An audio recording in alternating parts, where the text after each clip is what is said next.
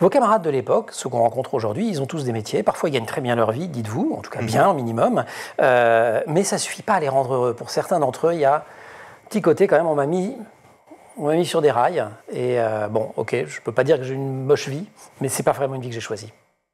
Oui, ça c'était la découverte, c'est-à-dire que moi je les avais pas revus depuis 25-27 ans, et donc je suis allé à la rencontre à partir de ces images, parce qu'il y avait ce questionnement-là qui me trottait dans la tête, c'est-à-dire que sont devenus ces élèves qui ont vécu la filière professionnelle, comment ils l'ont vécu.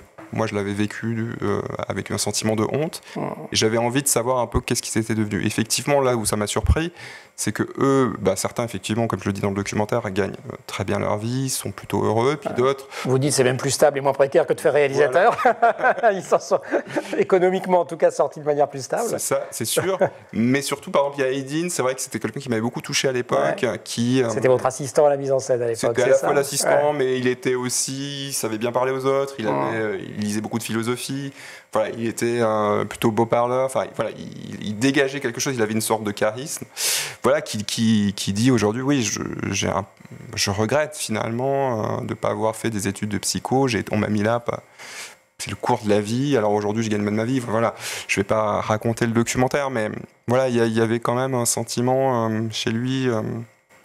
Oui, une petite déception, mais pourtant pour moi, il avait quand même réussi quelque chose, quoi.